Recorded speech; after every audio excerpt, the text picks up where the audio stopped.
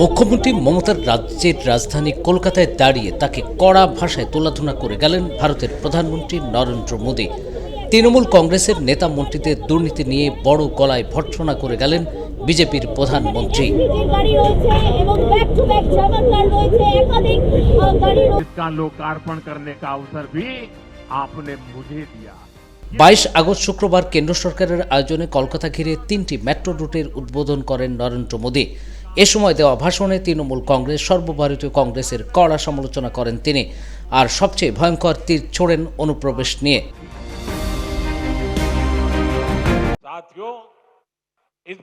পশ্চিমবঙ্গের বিধানসভা নির্বাচন ঘিরে মোদীর বিজেপি অনুপ্রবেশ ইস্যুকে এবার হাতিয়ার করেছে, যা মোদীরই ক্ষমতা বাঁচানোর কৌশল হিসেবে দেখা হচ্ছে। কলকাতায় দাঁড়িয়ে কি বলে গেলেন মোদী, শুনে আসা যাক তার ভাষণ। कोलकाता के पश्चिम बंगाल के लोग समय से आगे की सोचते हैं, इसलिए आपके बीच मैं लगातार इस बहुत बड़ी राष्ट्रीय चुनौती की चर्चा करता रहा। आजकल आप देखते हैं, जिन देशों को विकसित कहा जाता है, जिनके पास संसाधनों की कोई कमी नहीं है, वहां घुसपैठियों के खिलाफ मुहिम चल रही है। ये देश अब घुसपैठियों को ज्यादा नहीं सह सकता। घुसपैठियों को निकालना चाहिए कि नहीं निकालना चाहिए? घुसपैठिए जाने चाहिए कि नहीं जाने चाहिए? उनको भगाना होगा कि नहीं भगाना होगा? कौन भगा सकता है? कौन भगा सकता है? घुसपैठियों से बंगाल को कौन मुक्त करा सकता है? घुसपैठियों से बंगाल को कौन मुक्त करा सकता है? साथियों, मोदी नहीं, भाजपा नहीं, आपका एक वोट करा सकता है। आपका एक वोट, एक बार वोट दे दीजिए, ये घुसपैठिए भाग जाने लग जाएंगे जी। साथियों, भारत के पास तो संसाधन सीमित है। हमें अपने नौजवानों को रोजगार देना है, अपने नागरिकों को सुविधाएं देनी है। जो घुसपैठिए हमारे नौजवानों का रोजगार छीन रहे हैं, जो हमारे इंफ्रास्ट्रक्चर पर दबाव डाल रहे हैं, जो हमारी बहनों बेटियों के साथ अत्याचार कर रहे हैं, ऐसे घुसपैठियों को हम भारत में नहीं रहने देंगे।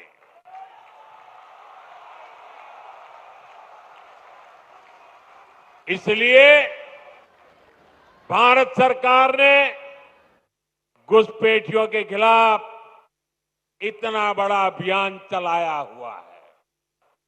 लेकिन साथियों, मुझे हैरानी है कि टीएमसी, कांग्रेस समेत कुछ इंडी अलायंस के राजनीतिक दल तुष्टीकरण के आगे घुटने टेक चुके हैं।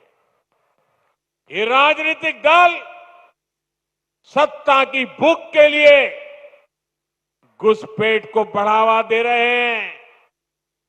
कुछ जगह पे तो दिख रहा है उन्होंने घुसपैठियों की शरण ले ली है। साथियों, पश्चिम बंगाल तो सीमावर्ती राज्य है। जिस प्रकार बॉर्डर के इलाकों में डेमोग्राफी बदली जा रही है, ये पश्चिम बंगाल में सामाजिक संकट भी पैदा कर रहा है। खास तौर पर किसानों से धोखाधड़ी करके उनकी जमीन पर कब्जा किया जा रहा है, आदिवासियों को गुमराह करके उनकी जमीन हड़पी जा रही है। देश ये सहन नहीं कर सकता,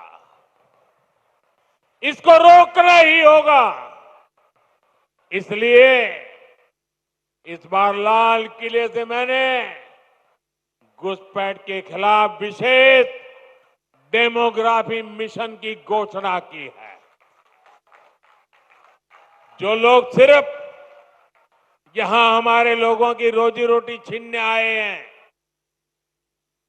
जो फर्जी तरीके से कागज बनाकर रुक गए हैं, उनको यहां से जाना ही होगा।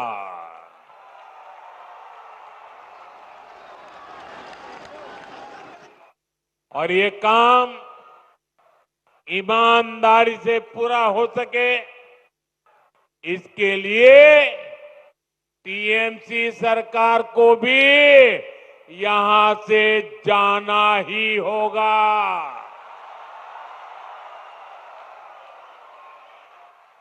साथियों, पिछले 11 साल से देश भ्रष्टाचार के खिलाफ निर्णायक लड़ाई लड़ रहा है।